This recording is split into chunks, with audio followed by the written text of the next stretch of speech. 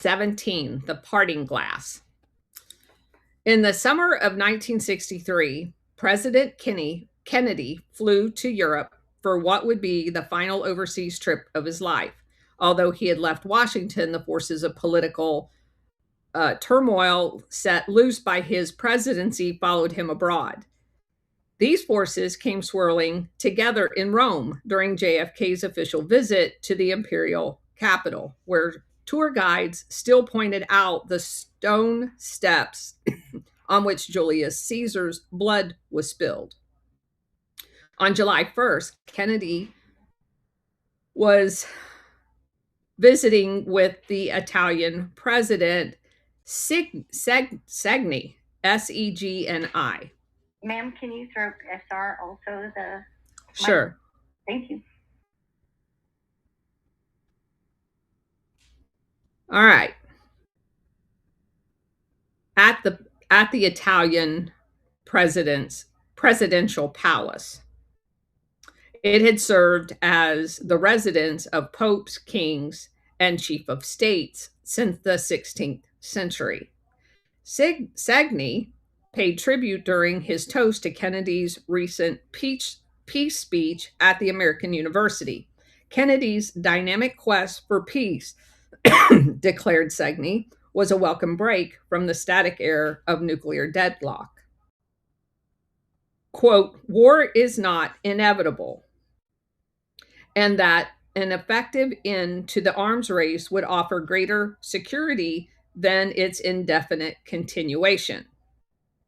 Invoking Italy's volatile political history, Kennedy warned of the, quote, siren temptation of those with seemingly swift and easy answers on the far right and the far left. Social justice and progress in human rights, said Kennedy, to make the more difficult ideals of democracy a reality for people all over the world. Kennedy's Italian itinerary, which included an audience with the Pope, Paul VI, at the Vatican, and a side trip to Naples, was the finale to a triumphant European tour that was highlighted by the sentimental stopover in Ireland and his resounding challenge to Soviet tyranny at the Berlin Wall. The crowds in Rome that greeted Kennedy's motorcade were comparatively sparse as the presidential limousine and its motorcycle squadron made the long and winding trip to the Eternal City. But as the young president was taking the spotlight in Italy, the forces aligned against him were converging in Rome as well. Behind the elaborate festivities at the palace that night was an intense political drama, one with international ramifications. Since the mid-1950s, Italy had been hotly debating the opening to the left. Eisenhower officials had worried that if socialism were allowed into Italy's government, they would try to steer Rome on a neutral course, not a communist course, a neutral course between Washington and Moscow. And we have learned this one lesson repeatedly. You're not allowed to be neutral. This was dating back to its well-funded covert campaign to thwart other parties' victory in the country in 1948. That was the beginning of the Gladio deal, where it engaged in the usual schemes along with its allies to the Italian intelligence services to block the other party. The agency's anti-left strategy in Italy was spearheaded by Jim Angleton, who, with his deep personal roots in the country, had turned Rome into a key Cold War battleground. Eisenhower administration's resistance was further enforced by Claire Booth Luce, Ike's ambassador to Rome. And of course, this goes back to the whole $35 million in election interference and all of that. It was Arthur Schlesinger who convinced President Kennedy to break with Eisenhower's policy and support Italy's opening to all parties in the country. He would be quoted as saying, "My impression is that they have honestly broken with communists," i.e., it's not actually communist. It was more about workers' rights. Schlesinger had his own sentimental attachment to Italy dating back to his boyhood when his father offered sanctuary in Harvard's history department to anti Mussolini exile Salvini, an Italian socialist politician and historian. Angleton was so furious about the new tilt in favor of an open government that he began telling people that Schlesinger was a Soviet agent. Because, of course, that works every single time. You know, if you say any history at all that's factual, you're a Putin stooge today. Meanwhile, former Ambassador Luce lobbied fanatically against this opening, dashing off a long, somewhat incoherent letter to JFK in February of 1963, filled with random observations about a growing threat in Rome. Quote, Italy's pro-West government has had one foot on the Moscow banana peel for 17 years. There literally could be nothing further from the truth. She went on to say, if the pro-communist socialist were brought into power, the Italian Communist Party will negotiate Italy's future with the USSR. Luce concluded by warning the president not to fall into a left-wing trap during his visit to Rome. Quote, in the present climate, there is a real possibility you may be embarrassed by an enthusiastic reception you will get from the communist. I can see the banners now. And basically it's an Italian saying of Kennedy is with Khrushchev. Frustrated by the stubborn bureaucratic resistance that Kennedy was seeing from within his own government to his shifting policy in Italy, Schlesinger sent the president an angry memo in January of 63. Quote, lest you think you run the U.S. government, the Italy matter is still under debate, unquote. Like you're really not in charge.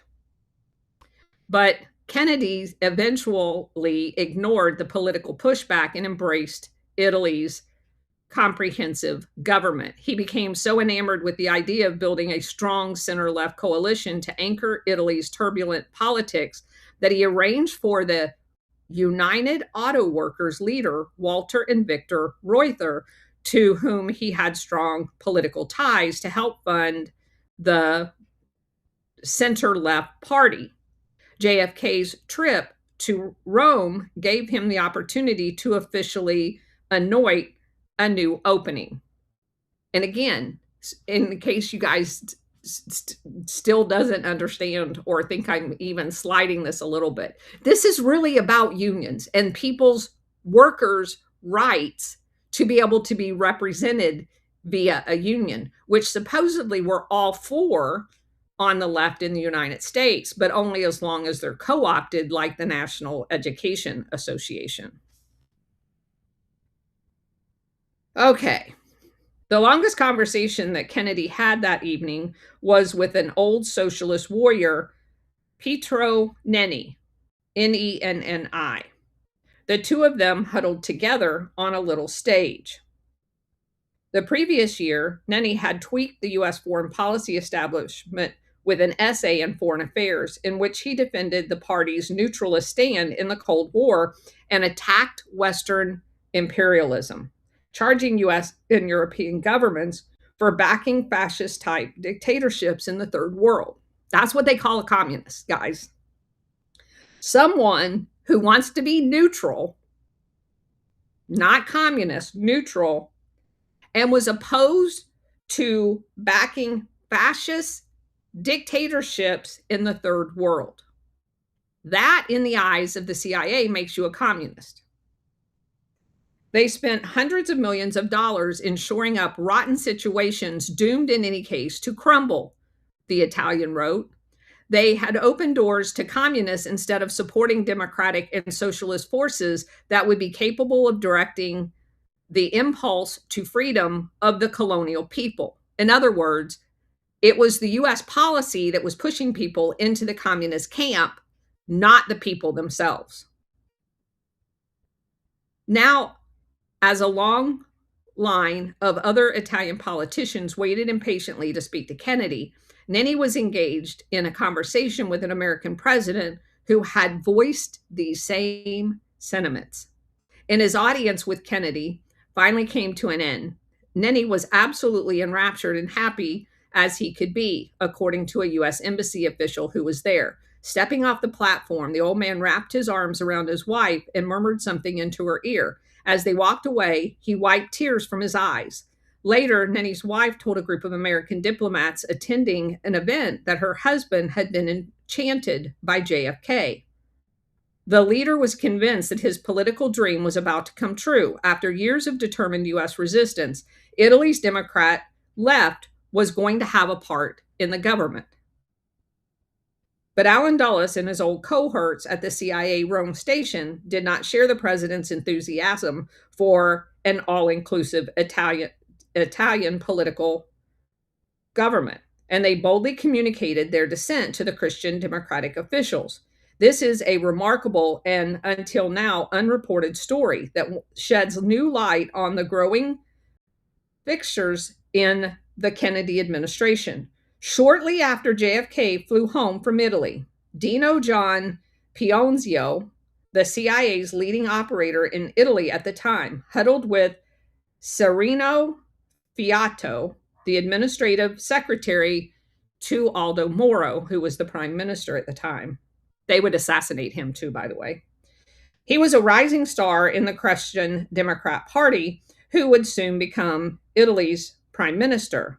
Pionzio was a Skull and Bone member at Yale class of 1950.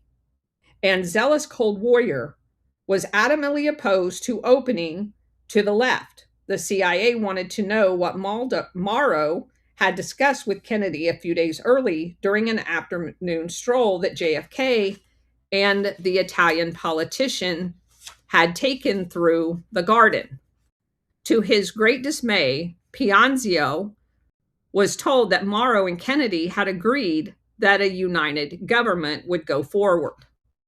Dulles and the CIA felt that they had a proprietary relationship with the Christian Democrats ever since the Cold War days, when the agency began funneling money to the Italian party. Dulles himself had confirmed this relationship when he was CIA director during a secret meeting with Moro that was held in the Rome office. Following that meeting, the Christian Democrat Party became the beneficiary of CIA funds that arrived promptly on a monthly schedule. By the early 1960s, the party was receiving about $100,000 a month from the CIA. In the beginning, it was Fiorito who collected the cash in large suitcases, a duty that later fell to other administrative secretaries of the party. These monthly CIA payoffs to the party were in addition to all of the under-the-table contributions made from other sources. Pionzio, meeting with Fiorito, put the Christian Democrats on notice. Your buddy alliance with the socialists did not enjoy full support in Washington, particularly of the national security circles. Afterward, Moro, who had received conflicting messages from Kennedy and the CIA within days of each other, could be forgiven if he was confused about who was actually running the U.S. government. Newsflash, it wasn't Kennedy. The CIA's attempt to subvert the united government was one more flagrant example of how the agency sought to undermine Kennedy's presidency as well as an Italian democracy. In November of '63, Aldo Moro finally formed a coalition government with the socialists, despite the less than enthusiastic reaction from the Christian Democrat patrons in the CIA. Socialist leaders hoped that the historic partnership would lead to a new golden age of social progress in Italy, but their dreams were not fulfilled.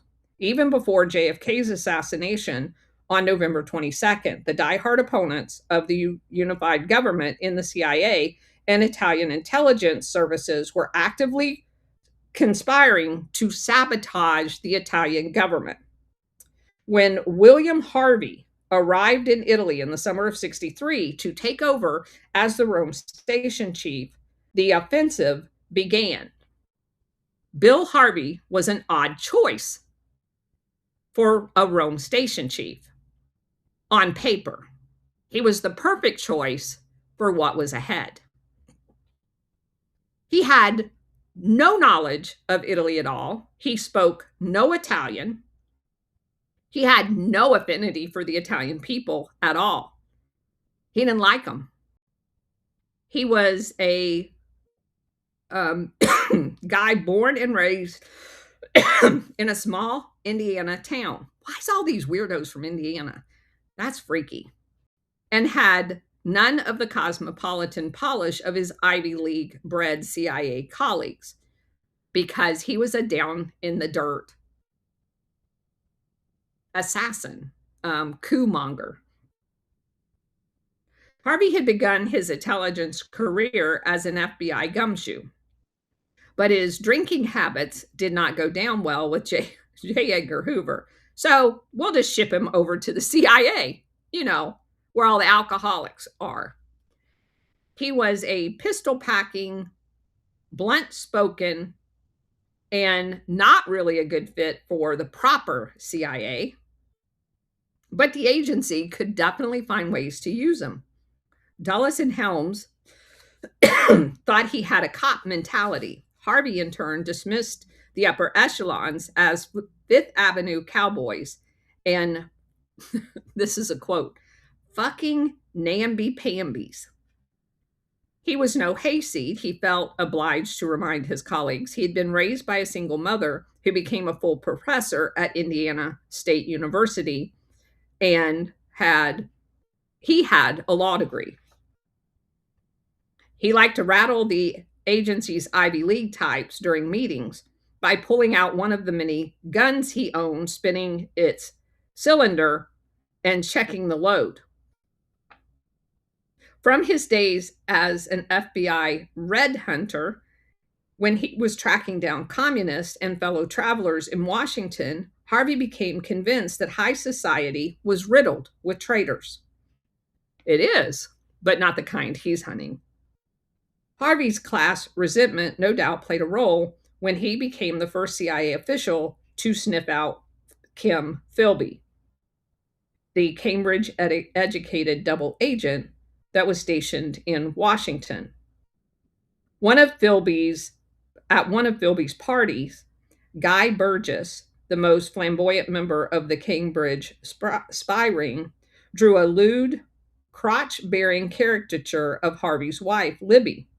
And she had never fit in the CIA either. A drunken Harvey threw himself at Burgess and had to be pulled off of him by Angleton. Now, that's probably something that I can share in common with the Indiana guy, being from Indiana myself. It was the Indiana cop who saw through Philby, not Angleton, who remained forever beguiled by his British friend. Angleton and Harvey was an odd couple in the counterintelligence, a poet and a cop. They alternately clashed and connived together throughout their entire career.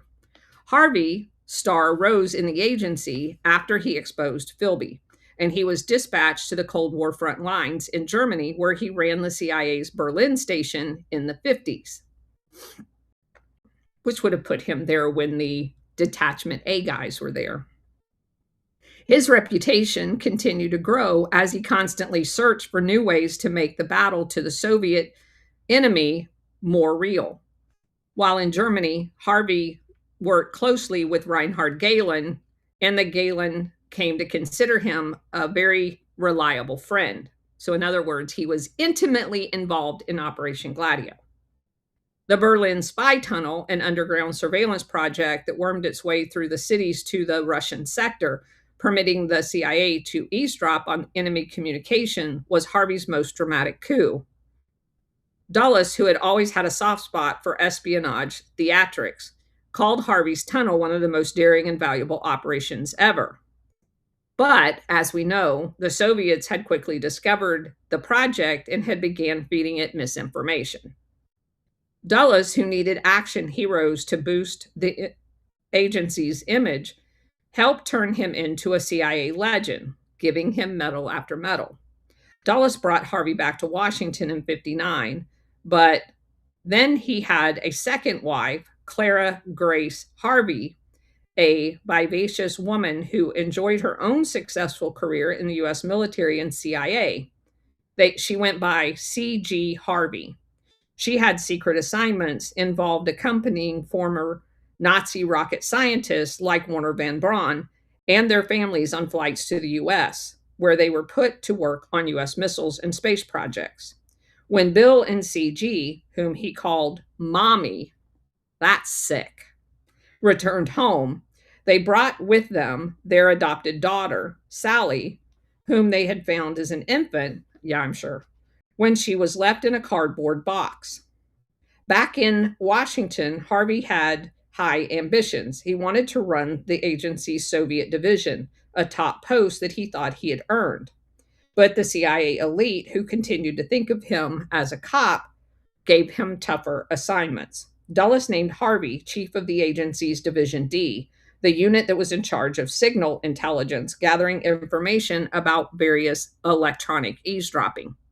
You know, like Crypto AG. He was put in charge of Crypto AG, which the CIA shared with the NSA. Crypto AG. They don't say it, but that's what it is. But Division D also seemed to have more mysterious functions. In October 1960, according to one agency document, Harvey made a trip to Europe that was largely intended for him to recruit criminal underground figures for secret CIA missions, like Operation Gladio. Among those he sought out were safecrackers and break-in specialists. Harvey would soon be dealing with men whose skills were very violent. November 1961, Harvey was put in charge of a top secret CIA operation to kill Castro called ZR Rifle. He quickly nudged aside Robert Mayhew, the independent contractor that had been running the racket in the Caribbean, and began working directly with the mafia and Johnny Roselli. The prior cop, now CIA agent, and Roselli formed a tight bond. Harvey invited Roselli to dinner at his family's spacious Chevy Chase home, where little Sally took to calling him Uncle Johnny. The two men had secret rendezvous in Miami, where the CIA maintained its largest station, JM Wave, and operated a network of paramilitary training bases as well as safe houses in posh Coral Gables and Key Biscayne neighborhoods.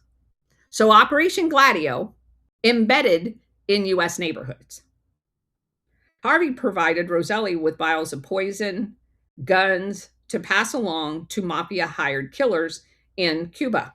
Nothing ever came of the two men's Cuba schemes, and Castro continued to thrive. But Harvey never lost faith in his mafia partner.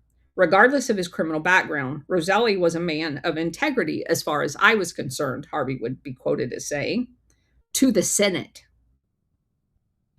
I love Roselli, he said when he was interviewed. When his wife, C.G. Harvey, was interviewed in her Indianapolis retirement home in 1999. It was the year before she would die. My husband always used to say that if I had to ride shotgun, that's the guy I'd take with me. As he definitely was mafia, and he definitely was a crook, and he definitely had pulled off all kinds of stunts with the mafia, but he was a patriot. He believed in the U.S., and he knew my husband was a patriot too. Just not for our team. In 1962, Helms, who along with Angleton had replaced the retired Dulles as Harvey's main patrons at the agency, promoted agency tough guy, naming him to the head of the CIA's entire Cuban operation. Task Force W. Helms and Harvey kept much of the operation, including their assassination efforts against Castro, a secret from President Kennedy, as well as CIA Director McComb. Harvey grew contemptuous of the Kennedy brothers, whom he regarded as rich boys who were playing with the nation's security. He concluded that their subversive program aimed at overthrowing Castro's regime, called Operation Mongoose, was all for show. Harvey thought so little of JFK, of the man JFK had put in charge of Mongoose, Air Force officer Edwin Lansdale, that he would lift his ass in the middle of their meetings and let out a fart or pull out a knife and begin trimming his nails. Harvey came to hate Bobby Kennedy, the CIA overseer who was constantly nipping at their heels. RFK browbeat Harvey so severely one day at a White House meeting on Cuba that Max Taylor later told the Attorney General, "You could sack a town and enjoy it." Harvey took to calling RFK the fucker and began suggesting that some of the Attorney General's actions were treasonous. "Bobby Kennedy and my husband were absolute enemies," CJ Harvey would later say. Bobby was an idiot, according to CJ, and he had no confidence in himself because his brother put him in a job that he was really not capable of handling. It made a lot of stress for the people who were working in law enforcement. Because rounding up mafia people puts a lot of stress on law enforcement. The tension between the two men finally exploded in October of '62 when Harvey schemed with the Pentagon to send a series of raiding parties into Cuba at the height of the missile crisis to pave a way for U.S. military invasion that the president hardliners wanted, and he knew the president didn't. So again, they're trying to set up JFK. RFK was so outraged by Harvey's reckless behavior in the midst of a hair-triggering nuclear crisis, he was quoted as saying, "You're dealing with people's lives," the younger Kennedy brother said, "and then you're going to go off on a half-assed operation such as this?" Harvey's protectors acted quickly before Bobby Kennedy could axe him. Helms realized that he would have to relieve Harvey of the Cuban command and hustle him out of Washington. So where did they put him as they're getting ready to plan JFK's assassination? Oh, in Rome, home of Operation Gladio. And that was Angleton's idea. Angleton thought the CIA station there had gone soft and was not doing enough to scoop Soviet skullduggery in the Eternal City where there was none. Helms and Angleton did not tell McComb, the actual CIA director, about moving Harvey to a new assignment until he was already in Rome. Please tell me you understand the CIA does not work for the US government. They knew that McComb was something of a snob and a Puritan and would not have approved. Many imperial agents of America would have regarded Rome as a dream assignment, but Harvey and his wife hated it. They were a lot fonder of Germany because it was full of Nazis. Bill despised the Italian people, who he called GD Wops. CG complained about being constantly cheated by the locals whenever she went to the market, and she didn't get used to navigating through the narrow cobblestone streets in the family's bulky Ford station wagon. I'll give her that one. They will cheat you. I had been going to a fruit stand for probably 6 months when I first moved to Italy. When I was living I lived off base the whole time. And I showed up one day with my landlady, and because I had told them when I went to pay my rent that what I was paying for these little mandarin oranges, and she was outraged. And so she went with me, and all I heard was her blah, blah, blah, blah, blah, blah, blah, blah, blah to the store owner. And my fruit bill after that was like half price. So they do that. Once when CG was driving Sally and the daughter of another CIA officer along the Appian Way on their way to the beach, I just don't understand why they don't bulldoze all of this and make it a freeway. And this to me is one of the craziest things ever. I've driven back on the Appian Way um, several times because it was the only way to get from Brindisi, the big city near where we were, to Naples and Rome. And I had a really good friend in Rome, and Naples is where our medical center was. And it's the most beautiful countryside. And like I told you guys, the roads over there, no one dares drives on the left-hand side. They're so easy to drive on. You have to drive like 100 miles an hour, but they're beautiful. There's mountains. You have to drive through a mountain range. It's just absolute beautiful. So these people obviously are idiots. Okay. CG also felt besieged by enemies. She claimed that the people in a compound near the Harveys' villa threw rats over the wall into their garden. Probably because they were nasty neighbors. According to CG, one of her husband's less savory tasks was procuring prostitutes for President Kennedy while he was in Rome. When Jack was in Rome visiting the embassy, my husband was assigned 2 men, along with Secret Service men who were protecting him. And these men were required to get Italian prostitutes. I don't believe any of that. They just hated JFK.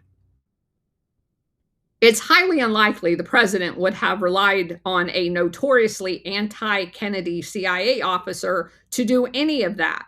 They would have completely distrusted him.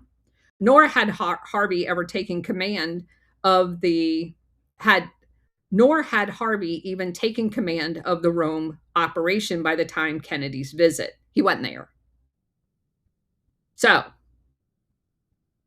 that's all made up bullshit. While stationed in Rome, the Harveys were quartered in a lovely villa. I've been to some of the State Department people's houses in Rome. They're amazing. They spent a lot of time and money redecorating the house in poor taste, said one of Harvey's deputies.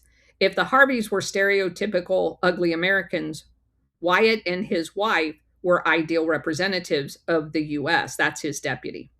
The Wyatts, who had fallen in love with Rome after the war when they were both young CIA agents, were enchanted with the city, spoke fluent Italian. Anne Wyatt took her 3 children on tours of Rome, tracking down Caravaggio and other masters at the galleries and churches. One night, the Wyatts bumped into Marcello Mastiani at a restaurant and brought home his autograph. Mark Wyatt, who enjoyed good relations with local officials, was supposed to act as a buffer between Harvey and his CIA counterparts. But Harvey soon bullied his way into a china shop and began throwing his bulk around. Italian military intelligence unit, SIFAR, SIFAR, which was part of Gladio, had a long subservient relationship with the CIA, providing the Americans with the results of their spying on political figures and partnering with the U.S. on Operation Gladio, the secret stay behind Army program to resist quote unquote left wing advances in Europe. So this book even mentions Operation Gladio.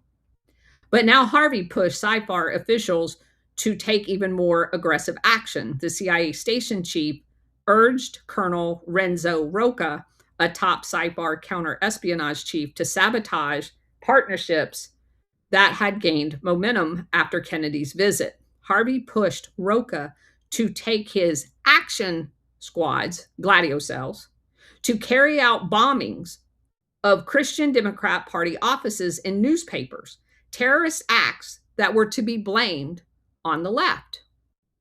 Operation Gladio, dictated by the CIA station chief in Italy. Wyatt was no shrinking violet when it came to covert action. He had served as the CIA bagman during the 48 elections in Italy, handling the suitcases full of cash. Later, Wyatt was one of the main liaison agents between CIA and Gladio, frequently visiting secret Gladio headquarters on the island of Sardinia. Da-da-da. We already know that. But this is going to be very important. Nor was Wyatt one of the delicate desk heroes who had never risked his life. Now, keep in mind, Sardinia is where Otto Skorzeny would come and train Gladio operators. So we're basically saying this entire group knew each other. Wyatt had grown up on farm country in Sacramento, picking fruit after school. During the war, he had served as a young Navy officer in the South Pacific. His ship was attacked by a Japanese submarine and kamikaze planes. He had seen people die. But Wyatt had his limits when it came to carrying out Harvey's orders. Not only did Bill Harvey see nothing wrong with violating Italian sovereignty, but he saw murder as a legitimate political tool. One day, Wyatt was stunned to hear his boss propose recruiting mafia hitmen to kill Italian officials. When Wyatt objected to his extreme suggestion, Harvey flew into a rage. During one angry showdown between the two men, Harvey pulled a gun on Wyatt. Harvey's secret efforts to subvert Italy's new government reached a climax in 1964. General Giovanni Di Lorenzo, former SIFAR director and chief of the Carabinieri, which is their paramilitary police, it's their national police, threatened to overthrow the government and arrest hundreds of politicians unless socialist officials agreed to abandon their reform proposals and accept a weaker government role. The national police, like the FBI director, telling the people that they were going to overthrow the government. Elderly Nende, the guy who JFK met with, who had suffered exile and imprisonment under Mussolini's reign, harbored deep anxieties about this fascist revival in Italy, and he quickly gave in to General Di Lorenzo's demand. Wyatt later insisted that he had no involvement in the coup plot, but Di Lorenzo was widely considered a stooge of the CIA, and there is little doubt that Harvey played a huge role in intimidating the Italian democracy. By then, Kennedy was dead and could not protect Italy's fragile experiment as he intervened against the French military punch in 1961. When Nenni anxiously asked Schlesinger, who visited Rome in 1964, whether the new American president, LBJ, could be counted on to continue JFK's policies, Schlesinger gave the man a chilling truth. Mark Wyatt was attending a meeting at the Gladio base in Sardinia with Bill Harvey when he heard President Kennedy had been shot. They were at a Gladio terrorist training camp, Harvey and Wyatt, during that operation. When the telex arrived in the early evening, Wyatt found Harvey collapsed in bed following a late afternoon round of drinks. After Wyatt managed to rouse him, the CIA station chief blurted out some provocative remarks about the events in Dallas that deeply disturbed Wyatt for the rest of his life. According to his 3 children, Wyatt, who died in 2006 at 86, would always suspect that Harvey had prior knowledge of Kennedy's assassination. His son, Wyatt's son, my dad would sometimes talk about Harvey in the context of Kennedy's assassination. He talked about the connection between Harvey and the mafia, not just his involvement with Johnny Roselli, but in the mafia in Italy, which means Gladio. Those connections in Italy worried my father a lot. Wyatt's suspicion about his Rome boss was so strong that his daughter Susan encouraged him to testify before the House Select Committee on Assassinations in 1978, but he couldn't bring himself to do it. My father really believed in the CIA. He really wanted to believe in it. He was loyal to it despite all of its flaws, and he didn't want to do anything to hurt it. But Wyatt continued to be haunted by Harvey and the Kennedy assassination late into his life. In 1989, when a French investigative journalist named Fabrizio Calvi came to interview Wyatt about Operation Gladio at his retirement home in California's Lake Tahoe, the former CIA official felt compelled to raise the subject out of the blue as Calvi was leaving. As we were walking out to my car, Wyatt suddenly said, "You know, I've always wondered what Bill Harvey was doing in Dallas in November of 1963." Calvi said, "Excuse me?" And the stunned French journalist who realized that Harvey's presence in Dallas that month was extremely noteworthy. Wyatt exclaimed that he had bumped into Harvey on a plane to Dallas sometime before the assassination. And when he asked his boss why he was going there, Harvey said vaguely, "I'm here to see what's happening." When Calvi tried to pursue the conversation, Wyatt cut it off abruptly as he had started it and said goodbye. Calvi himself had forgot about it until years later. I wouldn't be surprised to learn that Harvey was in Dallas in November of 1963, said House Assassination Committee investigator Dan Hardway, who was assigned by the panel to probe possible CIA connections to JFK's murder. "We considered Harvey to be one of our prime suspects from the very start. He had all the key connections: organized crime, CIA station chief in Miami, where the plots to kill Castro were run, other prime CIA suspects like David Phillips. We tried to get Harvey's travel vouchers and security files, but the CIA would not release them." So you have a guy that is intimately involved in Operation Gladio, sitting at one of their command centers in Sardinia on the day JFK is killed, who visited Dallas beforehand, which is what an Advon team would do, an advanced team that is sent in to case the area and plan the event. And the CIA wouldn't let anybody see the travel vouchers to verify that. But we did come across a lot of memos that suggested he was traveling a lot in the months leading up to the assassination. More recent legal efforts by the author to obtain Harvey's travel records also proved fruitless. Decades and decades and decades of lies. CIA officials later talked about Harvey's stint in Rome as a sad exile for a once illustrious agent, a drunken last stand before his shameful exit from the agency. But that's not how Harvey himself or his deputy regarded his Rome interlude. Harvey saw himself at the center of action, crawling through the criminal underworld, stockpiling weapons, conspiring with Italian security officials. In short, doing whatever was necessary for the cause of freedom. As for Wyatt, he saw his boss as a dangerous character rather than a figure of note, a man who he would always suspect as playing a deeply sinister role in American history. If Rome was filled with the greatest amount of political intrigue during JFK's final tour of Europe, then his 4-day stopover in Ireland in late June of 1963 brimmed with the greatest emotion for Kennedy. There was no compelling reason for him to go to Ireland. He was told that it was a waste of time. You've got all the Irish votes in the country, you'll never get any more. It would just be a pleasure trip. He saw no political advantage to it. For Kennedy, whose 8 grandparents had all left Ireland for Boston, part of the heartbreaking depopulation of Ireland under British colonial rule, returning to Ireland was a homecoming and a farewell.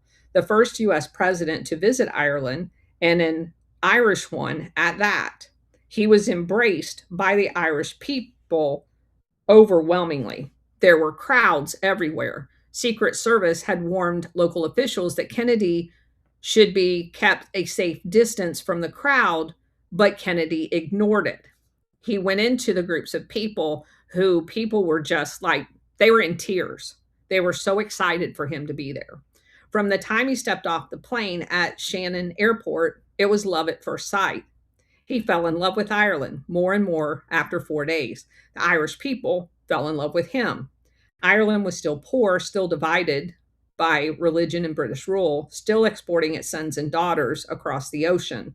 But for JFK, it was a shining symbol of Irish success. The trip brought out Kennedy's wit. He told jokes every place that he went. He asked if there were any Kennedys in the crowd and was thrilled when there were.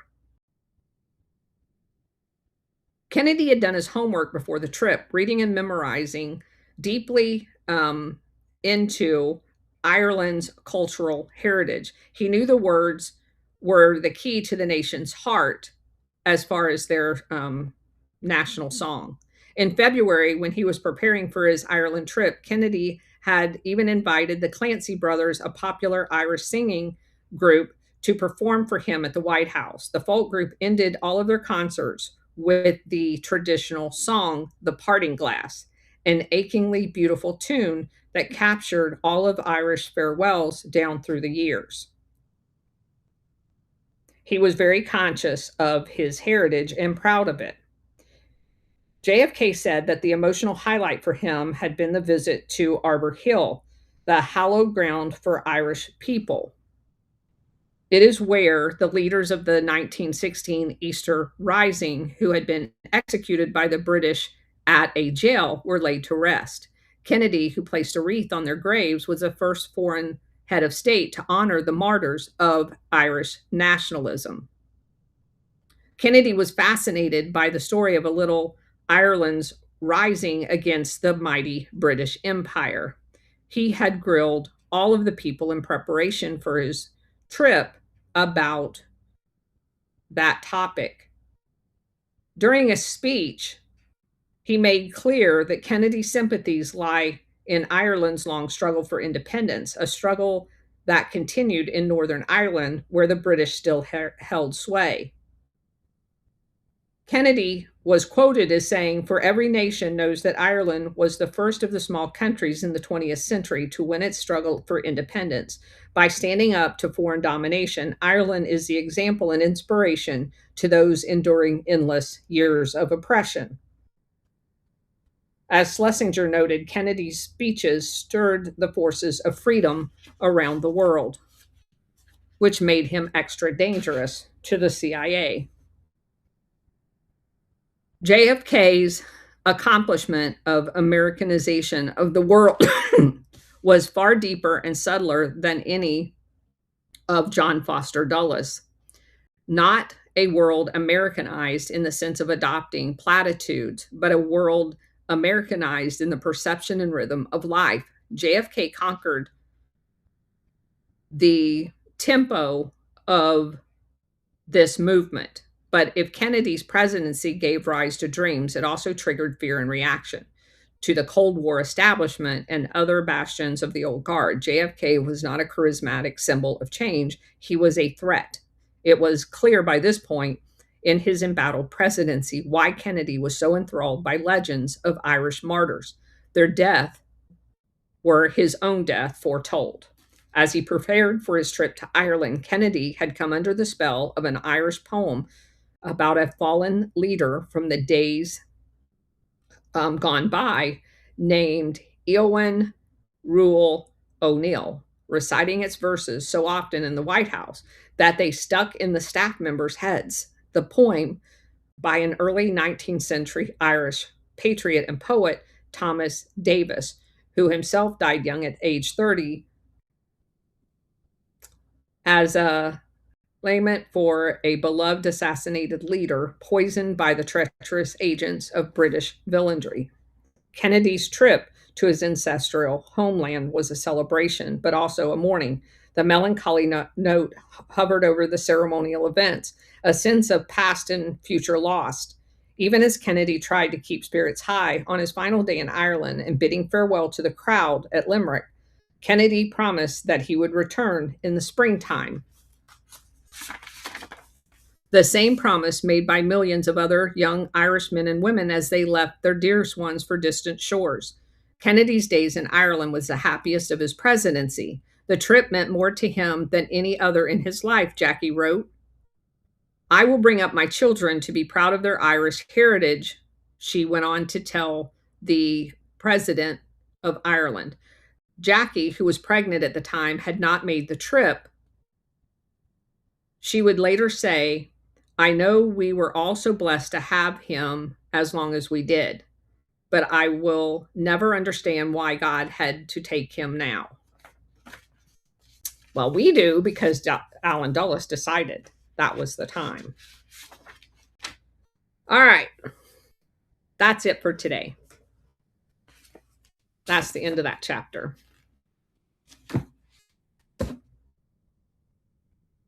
Comments?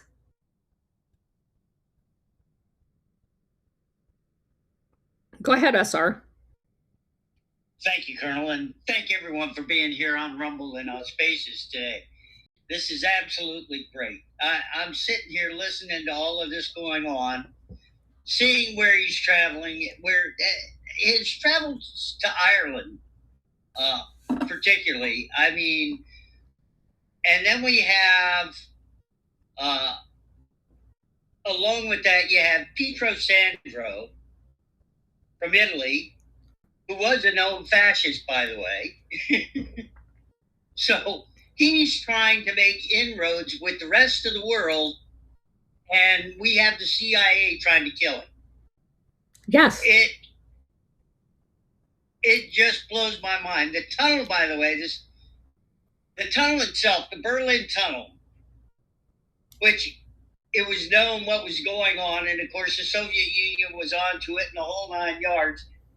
The way I understand that got broke in the news was because once they figured, well, they knew they were doing this for a while, it was an easy out to go ahead and publicize it the minute it was found. Yeah. It was the Americans' way of saying, oh, see, we tried and we got caught, but out of all of this, we got bigger fish to fry. But if you go back and you look at the news, they never told us Americans that the Soviets knew about it the entire time, and they did. They passed it off as this big to-do that they had got away with it for all of this time.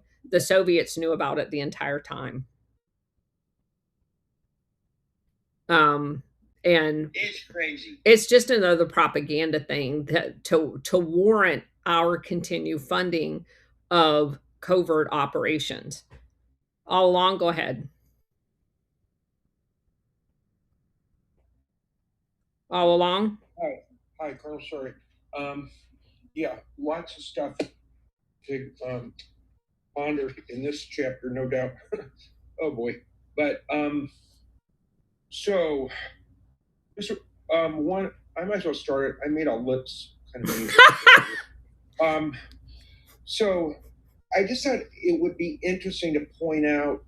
You mentioned Schlesinger at the beginning of the show, and he is an interesting character.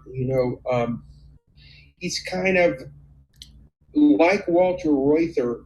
There's kind of like two different Schlesingers and two Correct. different Reuther. Correct. And what I mean by that is, like, you always hear from the highly controlled left that these are bad guys because they, from the notorious 1947 purges of the communists and alleged communists.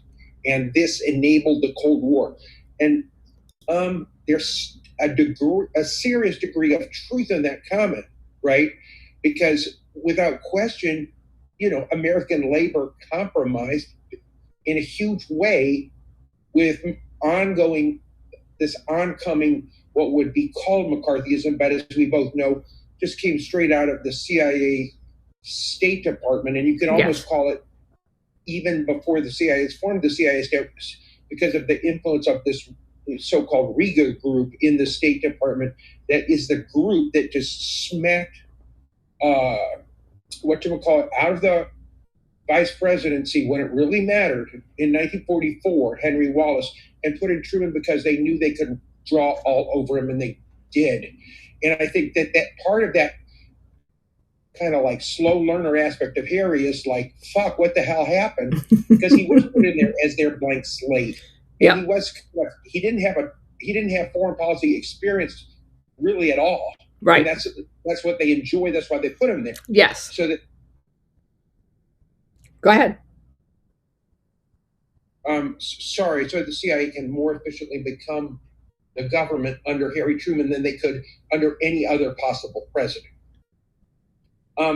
And so, but the interesting thing on the controlled fake left, or for me, it's interesting, and I think it's kind of interesting in as far as how political communication is like rigged across the whole spectrum, is, these guys actually had some pretty darn interesting things to say about, this 1963 to 1968 period, both Schlesinger and Reuther. But since they're so dangerous, the effect on the fake controlled left is, because I remember Noam Chomsky saying, "Oh, Schlesinger was a court historian for the Kennedys and anything he says cannot be trusted." Right. Like, hold on. Meanwhile, the entire fucking government is this CIA court, and Chomsky's pretending it's still on the old side of the Potomac.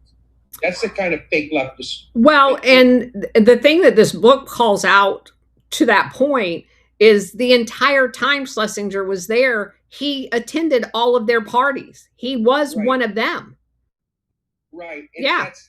It's so enigmatic because you can almost see this like dorky professor, who was considered like kind of like the Eleanor Roosevelt, like Tweety branch of the Democrats, right?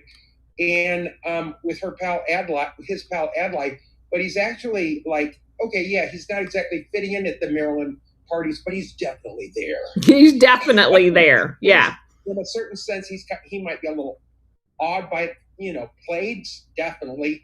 But nevertheless, to just say that therefore all of his comments on the Kennedy years, when this is the guy who actually planned the rewrite of the CIA, that's kind of noteworthy that our leading fake leftist, who's now been revealed as many other things, perhaps, is saying such a comment. And of course, all of the fake leftists religiously, completely, and I call them fake leftists because they are claiming to be of concern to the working class, and yet it's between 1963 and 1968 that the CIO, which was the lowest paid part of the AFL-CIO, which was a Cold War shotgun marriage, by the CIA, but the CIA was punked by that marriage. You know what I mean? Yep. And so between 63 and 68 is the CIO part of it under leadership of Walter Reuther, demanding more equality within that marriage, and then finally splitting the marriage. And then there are 3 assassinations. Yeah. Of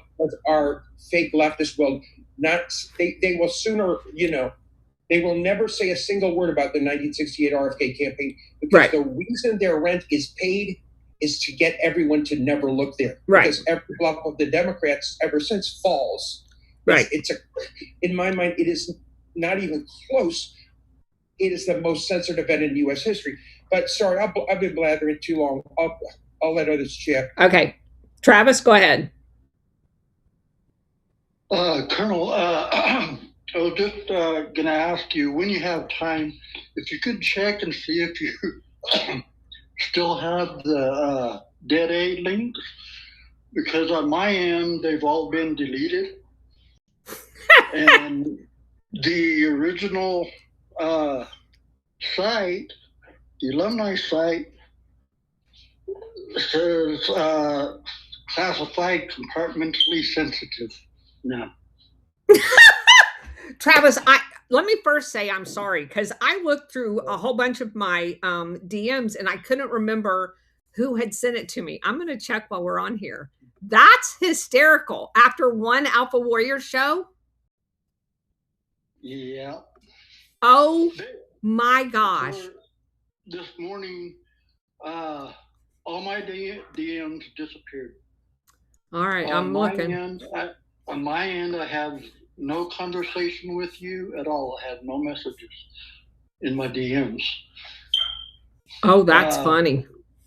3 videos that I posted this morning, while I was looking at them, disappeared. They don't exist. Okay, I'm looking at it. So I got pretty nervous and just wanted to check. No, I still have mine. Let me see if the website works. Okay. That's funny.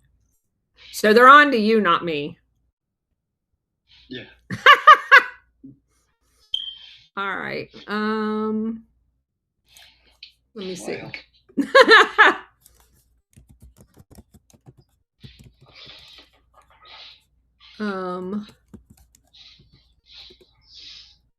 Let me see if I can pull it up. No, I can still see it. Okay. One of the videos that I had posted that I actually got a message that it has been classified top secret and I'm no longer allowed to view it because that's not my department. But the video, I was in the video. Do you remember which one it was? I participated. I was there. Do you remember which video it was? Let's see. I wrote it down.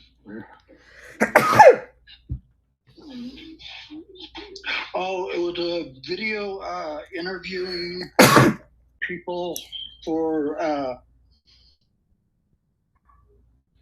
CIA contracted PMC that wanted to hire me and some other people, some other veterans that I know for a black site in New Mexico.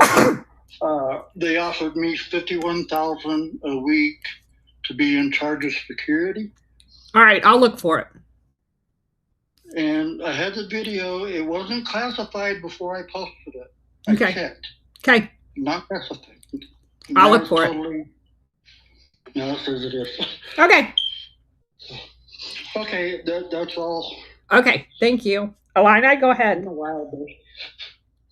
Hey, Colonel, I have one comment on piano solo, and then, we can get around, if you're entertaining, comments outside of book today. Obviously, there's been a lot of news over the past, 4 or 5 days.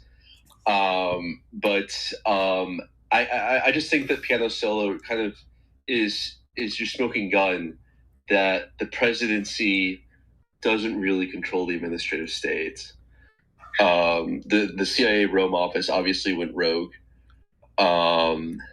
And all of the major players that would later show up in some of the other Operation Gladio events, particularly James Angleton.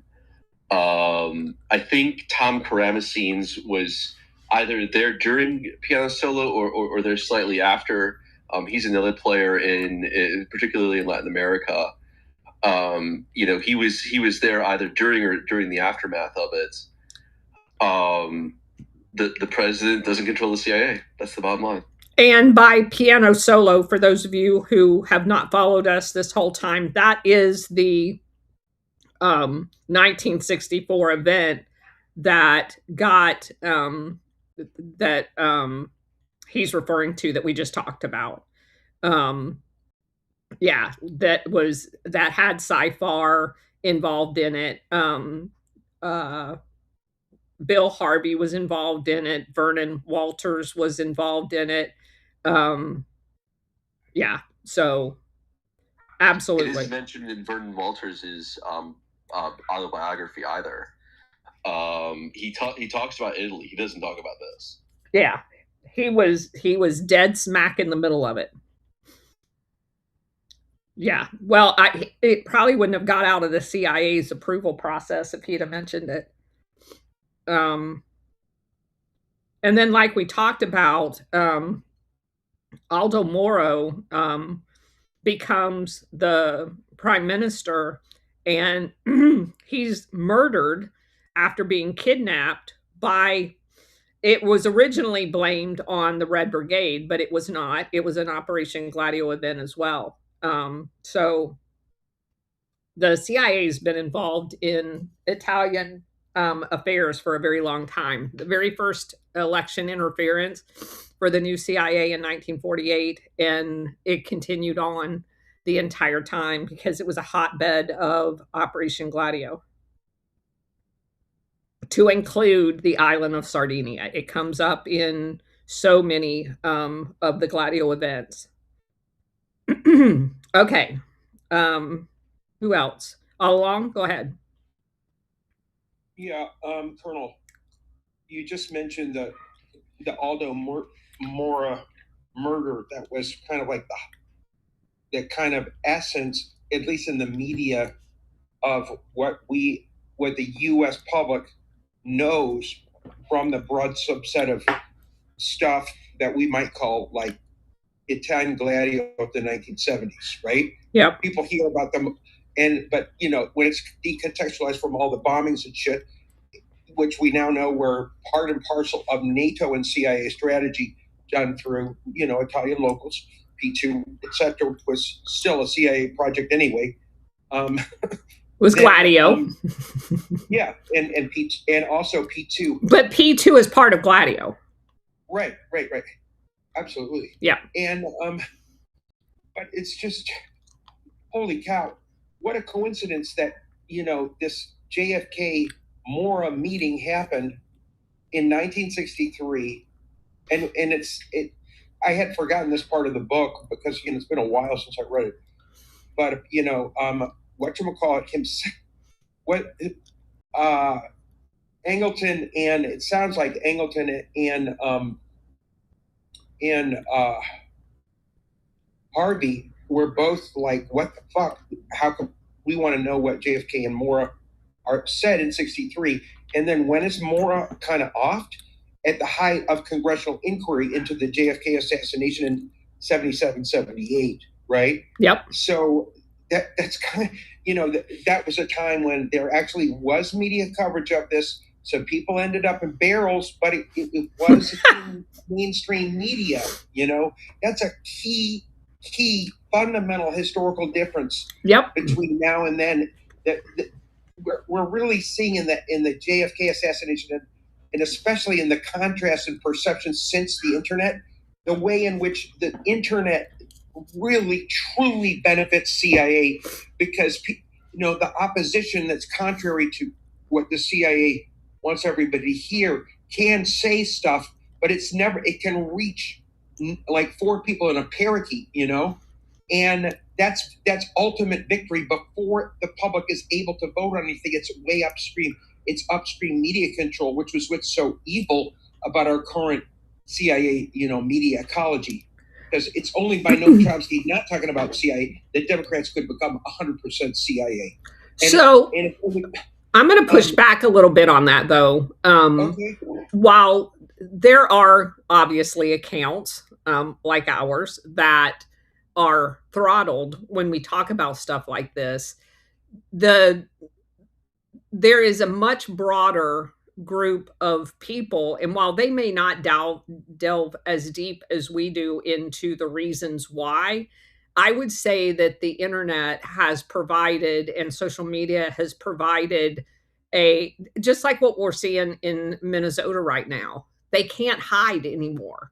The stuff in Minnesota would have went down as some blanket leftist, quote unquote, communist effort to destabilize the United States. But within hours, everybody that's been involved in that, the politicians, all of them are being exposed. And that would have never happened 40 years ago. It would have been 20 years before we found out any of that information, if we ever found out.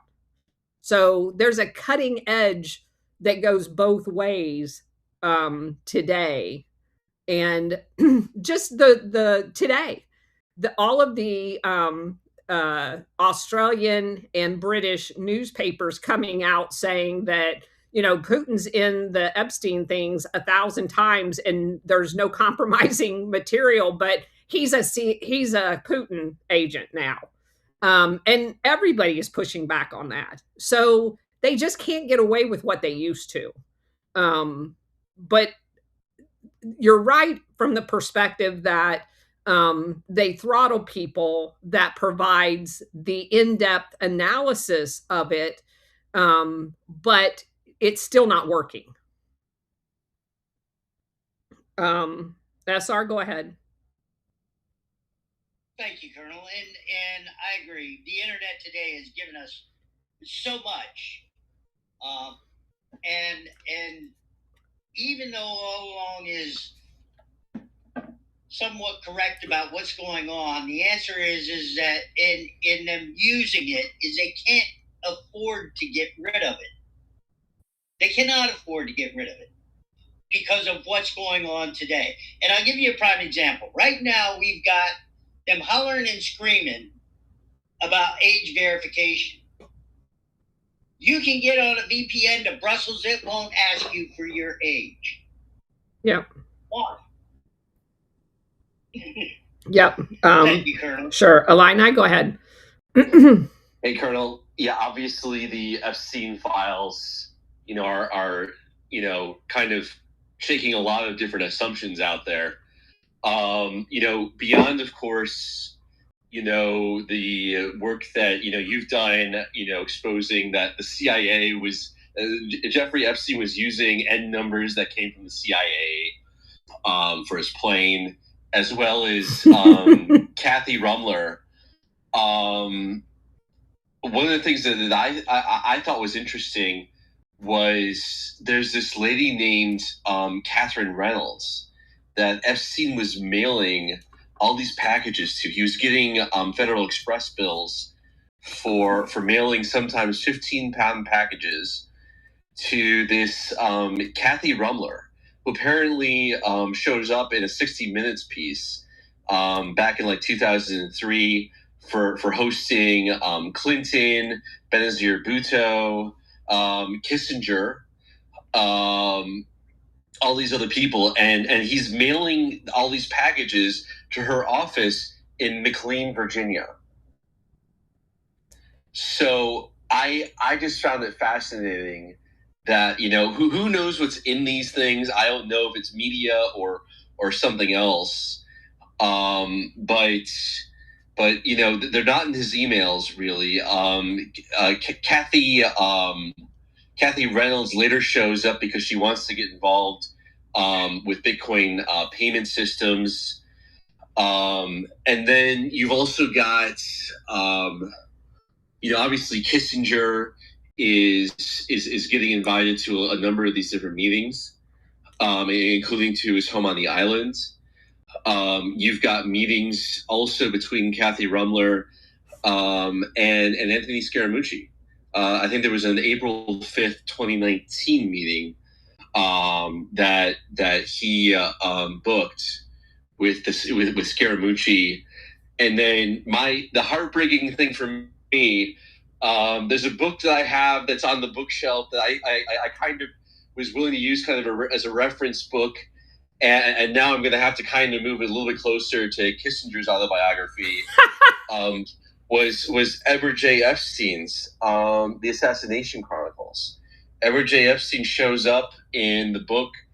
I'm sorry, in the and he covered the JFK assassination. And for a while, I thought, okay, this guy's probably decent at least for documenting, and as a reference and everything. Turns out he shows up, in the Epstein emails, and he winds up going to go get a hot dog, with Jeffrey Epstein along with Michael Wolff. Oh God, the guy who did that hit book on Trump, Fire and Fury. So yeah, he definitely needs to be moved closer to Kissinger. Well, we'll see what comes out at the end of the day. I haven't written him off yet. But I just find it very disturbing that they're grabbing hot dogs back in 2013 before Epstein becomes a household name. So, and God knows what hot dogs mean. Yes. So let me just make everybody aware, if you didn't see my post on Rumler. She's bragging in the emails to Epstein that she was awarded the highest CIA level. And I checked every thing that I pulled on the CIA that I have saved in folders. I even asked 4 different AI systems. The CIA does not give awards to people that are not part of the CIA, either administratively or operational. That is a stake in the heart of Rumler. She is CIA. There's no exceptions to that. No AI machine can find it. I can't find it. The only thing that even came close, as I said in my post, was the Alabama National Guard, and they were operationally under the control of the CIA. So that is her admitting that she works for the CIA. So just keep that in mind going forward. Rumbler is CIA. Yeah, I agree. And I'm amazed at the ease in which, because again, just like I keep going back, and I'm sorry I harp on this, but just like that CIA guy and that author, whatever his name was, Perzelli or whatever, that was on that show with Laura Logan. There was so many unforced errors in that show for anybody that has delved into the CIA as deeply as we have. So many unforced errors of information that's 100% provably false that they were spewing, and they think you're just stupid. They think they can talk about this stuff and you're not going to check the facts. It is 100% disinformation, propaganda, whatever you want to call it, because they literally think we're stupid. Well, we're not stupid anymore. And we're building an army of not stupid people. I think the other tell on this is, all the invites that Kissinger got to all of this. If you look back to, what happened with the Franklin scandal, I think Kissinger winds up showing up, not necessarily in the main text of what happened in Omaha, but he winds up getting implicated in interviews between, I think, Paul Bonacci and Ted Gunderson, if I recall correctly. And then you've also got, Lyndon LaRouche making those allegations back in the early 80s as well about Kissinger and pederasty. So if you take a look at the different players in the Franklin scandal, which I think is always a pretty good foundation for at least kind of setting the Craig Spence and the Larry King of Nebraska scandal sets the historical foundation Correct. for what's happening today. Correct. And when you've got Kissinger there, when you've got Bush getting implicated, when you've even got Clinton, who's in those circles back with Iran-Contra, getting implicated in all of this, you can tell that Kissinger's presence gives you a really strong hint that this is Gladio. Now the European news outlets, who are all ironically citing quote unquote security officials, so you can kind of tell where the story's coming from. They're all going to try to argue that Kissinger must have been like Russian or something like that. But I think there's enough links here, showing that this goes back to U.S. officials. Yes. And the big question, like what everybody should be asking the European news media is, okay, well, the CIA kind of knew this was going on. Clinton was obviously involved. Prince Andrew was involved. Why was this allowed to happen in the U.S. jurisdiction if this was all a KGB operation? Right. Remember when when Trump got involved with the whole Moscow thing or whatever? When they made all those allegations about Trump in Moscow, that stuff landed fast. Like, why didn't any of that get exposed here? Why wasn't Epstein arrested back in 2003? Like, what's up with that? And that's the question that we should be asking, and that we should be trying to expose to the European consumers of all this news. And I think they're going to have a real problem trying to explain that. So that's my whole thing with these idiots on social media who only talk about Israel and the Mossad. There's no doubt that Epstein was tied to MI6, Mossad, and the CIA. And if you want to make the argument that it was 100% just the Mossad, you have to explain how the CIA missed it, how the CIA didn't expose it. How was he not then arrested as being a spy in the United States against the United States government? And what the fuck are we spending tens of billions of dollars on an intelligence agency that has a foreign operative, whether it KGB or Mossad, whichever one you want to pick on any given day? How does he operate for decades and decades of child trafficking and God knows what else, weapons trafficking and everything else that we've exposed, and the CIA never knew it? You can't make that argument. That doesn't happen in the United States without the CIA knowing it. And then that makes the CIA complicit in it at the very least, if not an official player in it at the very most. I agree with you completely. All along. Yeah, picking up on that, Colonel, I think we need to remember, like, the kind of long origins of what today is called the neocons. And, today, the neocons is very closely associated with Zionists, primarily Zionists, in a kind of Israel-focused strategic objective. And as we know, if you look at the longer history of the neocons, that is, at least in part, highly deceptive, because the whole shtick about the neocons was, look, we're going to use Israel as increasingly the center of U.S. domestic politics because it's easier to divide opposition that way. It's like a icebreaker, in the north, up where it's 45 below zero in the Arctic Circle. It cripples opposition. We're seeing that every day. But it was also a strategic Middle East position.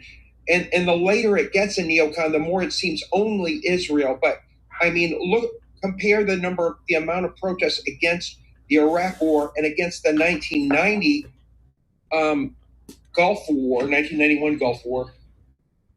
You can see that the psychological warriors running U.S. policy have done their homework. They now have small, isolated protests that are at each other's throats. We are, living in the belly of Gladio, at a domestic level. Right. And we see that with the change, with the evolution of neocons to the deceptive way it is today, where it seems only Zionist, but it's a long-running strategic objective associated with folks like Dick Cheney for a very long time. And but also, I just wanted to point regarding the text, the William Harvey stuff is fascinating for a number of ways because, we have this kind of two different CIAs that are presented in the media. One is like Pope's, Pope smoking. I meant to say pipe smoking, tweety East Coast, kind of Angletonian mother who maybe had a 4 martini lunch at times and led to bad experimental poetry at Yale or something, and eventually that turned, but cost JFK his life. But the thing is, there's also this kind of like other faction that is kind of in the more kind of Indiana boys mode, as kind of pointed out to of Harvey, and both exist and can be used to defend the CIA from different audiences. Right? Yes. It's kind of, they're images that are kind of, we hear them all the time, and yet look at how Harvey functioned both in Florida, in the Miami context, and in the Rome context. It's fascinating because, it's a time when RFK was trying to get kind of the Cuba ops under his thumb in Operation Mongoose, which is a very deeply misunderstood thing. And the way that I understand it now, having also read, the Cuban historian Fabian Escalante, who's critical on this, not that he's a truthful, a spitting pure truth, of course not. But the thing is, you've got to when examining the Cuba operations between 61 and 60 and 63, you gotta have a foundation for the bridge on both sides of the water and others too. It's complicated, but one of the great things about Harvey, he kind of makes it complicated, because on the one hand, Talbot is portraying him as having conflicts with, of all people, our good friend, Mr. Who am I thinking about? Angleton? Mayhew. No, he didn't say he had conflicts with him. He just replaced him. Right. Okay. Well, see, to me, these guys are very, very similar. Yes, they are. Mayhew and they're kind of like at the essence of when Mayhew dropped out of the FBI, and there's like 3 years deliberate fuzz up, and then he's in the CIA between, he's presented as a Howard Hughes guy, blah, blah, blah. But he's definitely he's the middleman with the gangsters in a variety of different assassination plots. Right. So, meanwhile, RFK is cutting back on the Cuba operations. This is my general assessment of having, because this was like intensely debated on Education Forum JFK site, the one based Spartacus, one based in England, and you had top people on there from all around the world. And my sense is that there was obviously still a lot of pressure for actions against Castro. This is still Cold War America, very much so, into 62 when it was started and into 63. But things began to increasingly change. The ops were being cut down. There's no question. Talbot makes that clear also. But he's not the only source. So in other words, there's a sense in which Operation Mongoose is to some extent performative to tame domestic and the Cuban right-wing opposition. But at the same time, it means it's not letting it become the active ingredient in policy making, and they knew it. And so it's very interesting to see this happen, because if we contextualize this, JFK literally was making detente with Castro at the second of his death. Right. Literally, with the Jean Daniel, the French dude. Yeah. Right. And very significantly, JFK was going around CIA because he did not get them correct, obviously. But then Harvey goes over to Italy, and he gets himself in kind of a very similar situation there in an Italian context that, should we work with the left or not, that we know had deeper divisions in CIA. For example, Colby said that he believed in 56 that Angleton and the previous ambassador, Claire Booth Luce, had been making some policy around the back of Colby when he was in Italy in 56. This is the same division that runs throughout JFK and then runs into the Aldo Moro assassination in 78, just when the JFK assassination was coming under most domestic scrutiny ever, and ever since, really, in 1977-78 period.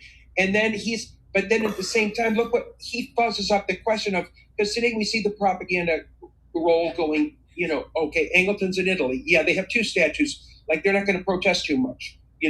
Of course don't misunderstand me. I'm not saying that Angleton's role with Israel was not extremely important.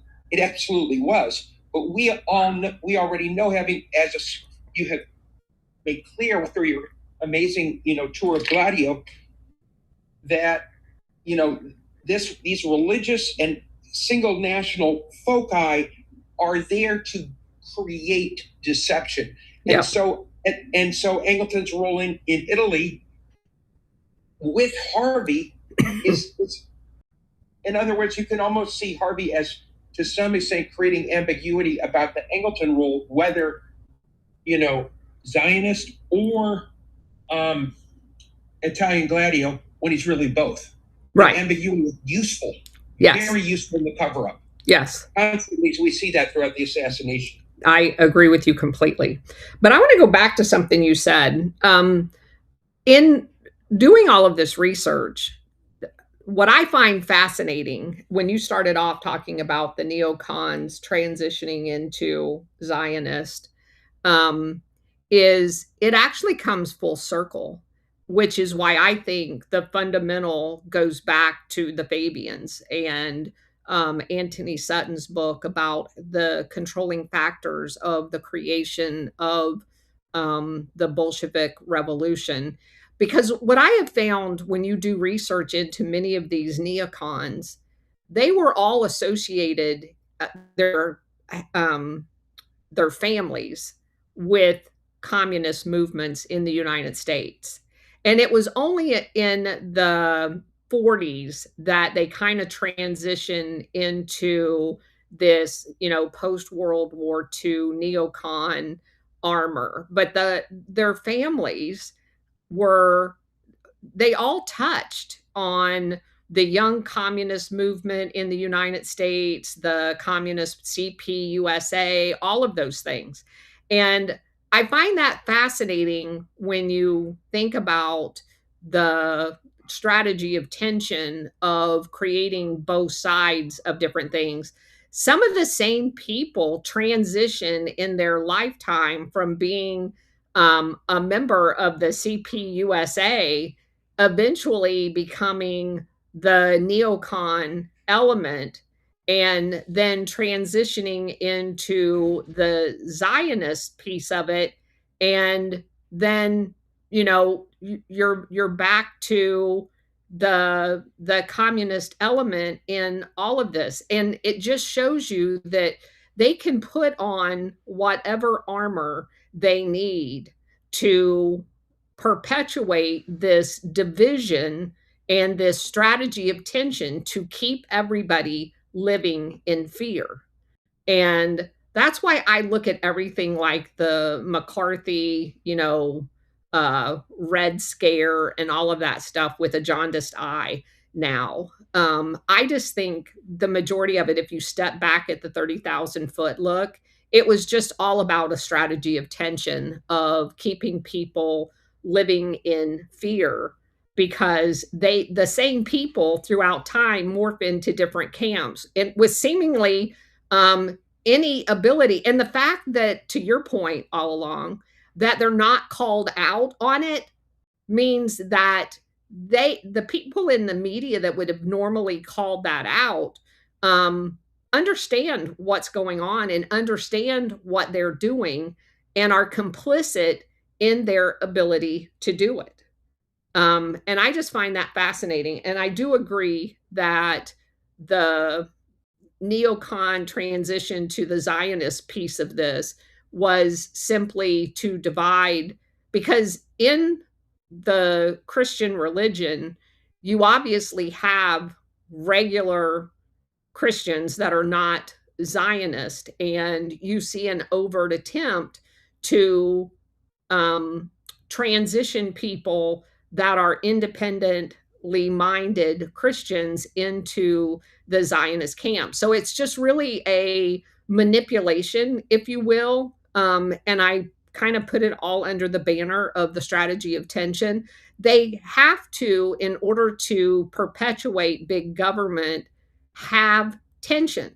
Because if a benign, small federal government was ever going to exist, it would perpetuate in a small footprint. And the only time it enlarges itself is when you go to a war footing, or when you go to some type of a strategy of tension. You would temporarily expand the government. But after World War II, that temporary expansion became permanent. And I think that's the piece that has to be rolled back. Go ahead. All along. Yeah, Colonel, I mean, I agree with virtually everything you said. The one thing I might push back on a little is I get kind of, I have qualms with the term Fabian. And the reason I think is because for me, it feels like a 50,000 foot kind of terminology. I'm not saying that there's zero validity to it. There might be full validity to it. Have you ever read any of the books about the Fabian Society? I read about the Fabian Society about, ages ago. So this is why I'm realizing the need to be open-minded about it, because no, I haven't recently read, a ton about the Fabian Society, but I also, I think that there are also some things like, the CIA's strategy was to develop a non-communist left. And yeah, so who were the non-communist left? The Trotskyists. It doesn't mean like all the Trotskyists went along with that bullshit, because ideologically, most of them have nothing to do with, the CIA's non-communist left, but some of them did. Some of them did. You're absolutely right. And, Yeah. and they were from your point about the families. It absolutely. I mean, it comes, down, the guy at Harvard who graduated in 2000, Walter Lippmann, the famous media guy, was like, yeah, his buddy, I think in the freshman year, I think was John Reed, whatever the guy. Yeah, Reed. Yeah. Guy. Yeah. So it's like, yeah, they're from these blue blood families, and yeah, they're always gonna be what in hindsight seems like a black sheep of the family, but that's only in hindsight, because we forget, we impose our view of the current political spectrum onto like 1910s, which is vastly different. You know Right. what I mean? Yeah. And so the thing is that, and yet, you have already by 1921, you have Walter Lippmann writing the book, The Phantom Public, and whatever the fuck his other one was, basically saying, he was a Democrat. He was kind of like a liberal, an elite liberal, in the sense that we would call liberal today, like NAACP supporting guy. But he got freaked out by World War I and said, look, we liberal elites cannot trust the public, because the public will go insane based on the propaganda. Oh, you mean the propaganda the upper class made for them? Yeah. And insisted was the only thing they could read. Forgets to mention that part. What you going to do? Yeah. So there's always been this like attempt to garner and have a controlled opposition from us, probably further back than that. But that's why I recommend you find you, and I have 3 of them. I would recommend. I don't have them right in front of me. If you go back and you read one of these books that articulate the fundamental principles of the Fabian Society, it encapsulates everything you say. I mean, that's where the Hegelian dialect comes from. That's where they were the first people to talk about propaganda. They were the first people to talk about one world government. It's just amazing how much of something that was talked about. And I mean, eugenicists, they gave birth to that. They created the London School of Economics, Oxford, the RIIA, the CFR, all of this stuff. And they're just controlling mechanisms in basically creating an overall, not left or right. I mean, they obviously use those paradigms, but it's basically at a 50,000 foot look, it's creating a boiling cauldron to put all the frogs in. And they talk about how it has to be a very slow process in order for no one to recognize the heat's being turned up. It's just fascinating to watch all of this stuff over the last 100 years play out after you've read some of their writings, and you see it everywhere. So I think we talk about kind of the weeds level of particular movements, and it's important to understand how they all play into that big hand that has all the strings attached to it, because they're moving everybody along and into this. We all recognize that, and we recognize that we're all trying to dig our heels in and not go onto the cattle car. But it's just fascinating to me. And one of the most fascinating things was to watch these families as they kind of morph themselves into whatever the new propaganda is going to be. If the new scare is going to be communist, well, we're going to morph into that. Then we're going to use the neocon piece of it, and we're going to morph into that. And then we're going to morph into this over here. And that's why I find this particular book fascinating, because like you pointed out earlier, Schlesinger is one of those people that kind of had his feet, as Illini was saying, in both pots, and was watching this unfold in real time around him with his feet on both sides, watching it. He's listening to the, anti JFK camp at these parties while he's living the JFK camp in his day job. It's just a fascinating phenomenon to me. Travis, and then we'll go back to All Along. I just wanted to say, as far as Epstein being Mossad, it's well documented that Epstein inherited the business from Ghislaine Maxwell's father, Robert Maxwell, aka Ludwig Haupt. He got his new identity from either MI6 or CIA while he was transitioning to Gladio, that he became Robert Maxwell. Right. When the Gaydon organization was first being formed, I have, I don't know where it is, I have 42,000 pages of files, and I don't know which one it's in, but Gaydon is saying that, okay, everything's fine, but you have to get Hawk out. I don't want him in Germany. I don't want him anywhere around Germany. You can do whatever you want to with him. He'll be great for Gladio, but not here.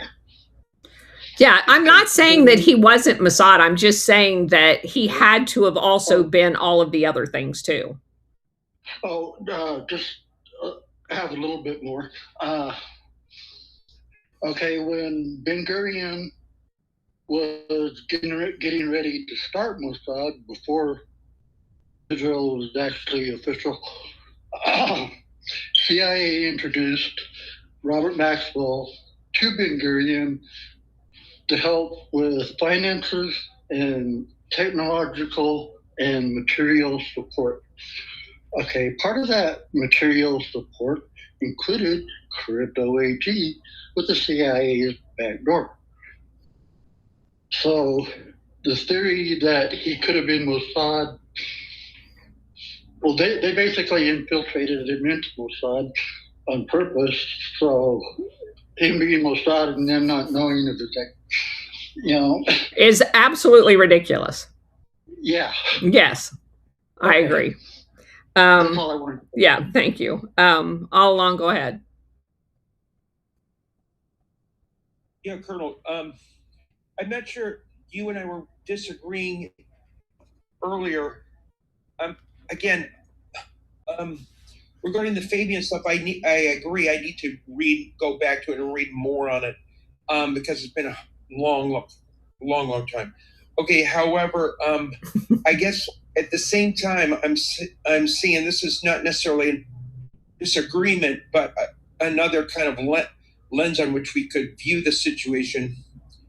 Like there's a sense in which, for example, some people could have seen the January 6th protesters as, all that tools of certain organizations. And we've obviously seen propaganda attempts to link these organizations to, try to make it seem like treason was going on. And yet at the same time, I've not studied the January 6th situation, but I'm now more than willing to consider the possibility that there were definitely some Gladio type actions going on there, where I'm not going to just sit and listen to somebody from who's only seen CNN and Fox, MSNBC without, asking serious questions about that, to say the least. Similarly, I think we also have to look. Sometimes I feel like the word Fabian is used in a way that is perhaps assuming that there is a similar only top down and not bottom, and no bottom up, in terms of the working class organizations to create the situation. And we know that in any historical moment, there are going to be elements of both. And often ideologues will try to act like it's only top down when it's advantageous for them to do so. Right. Like in 1968, for example, in the RFK campaign, it was breaking all the rules in Indiana. I know, but let me just so critical the RFK win in Indiana. I'm sorry. I know, but let me just say this. Any legitimate, I agree with you completely. There's always organic grass level. The Tea Party was one of them. But any legitimate, just like in every coup that we've seen around the world, every legitimate ground up effort, their leaders are assassinated and or they're infiltrated and taken over. And you're absolutely right. There are grassroots level efforts, but they rarely, and that's not to say never, because we've had grassroots revolutions to overthrow CIA installed dictators. It does happen. But it happens not for the outside trying to influence them. It happens because they're fully aware of the outside trying to influence them, and they make significant enough efforts to thwart that penetration effort. I would suggest to you that Chavez is one of those people. He traveled for years around Venezuela in a grassroots effort to take their government back from the CIA control. So we're saying the exact same thing. In America, it just seems like most of them, to include, as you pointed out, January 6th, there was infiltrators there. We've talked about it several times. The one Ukrainian that was in January 6th crowd being on the front lines of breaking into the Capitol was stopped by the FBI in the San Francisco airport and allowed to leave. So just like you had those, what everybody now, I've read it in several books, there were OAS agents in Dallas, and they were escorted out of the country. So there's any grassroots effort that is deemed a threat will be infiltrated. At least they will try to. They did it in all of the different efforts in Nicaragua. They did it in Guatemala. Some were successful, but not long term, because they eventually just roll in there with guns blazing and assassinate the people. But yeah, the only one that they weren't able to get rid of was Castro. And I still find that amazing. I've not ruled out the fact that that was kind of a side deal, because like I've told you, Castro gave the U.S. government the justification to use him as a way to conduct Operation Condor. He became a convenient stooge.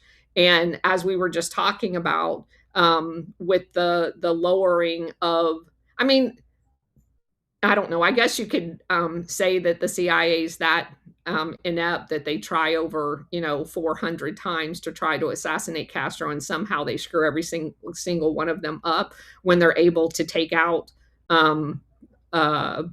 presidents at will around the world. I don't know.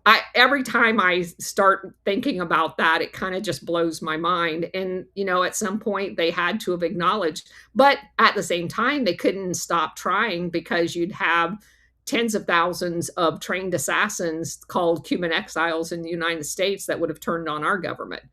So they had to keep up the pretense of trying to overthrow him. But he became a convenient reason to overthrow all the rest of the governments, literally all of the rest of the governments in Latin America. So I don't know.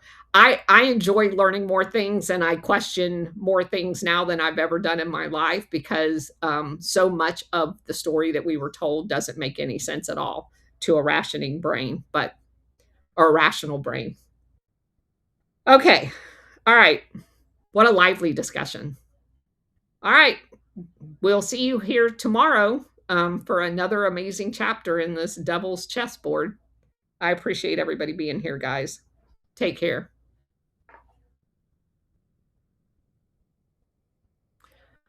Okay, let me go over here and see if I can find one of these things to put a link down here. Not sure how to do this, but we will try.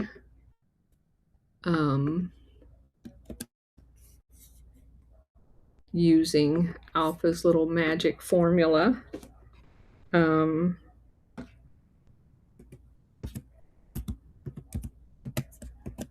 See if that works.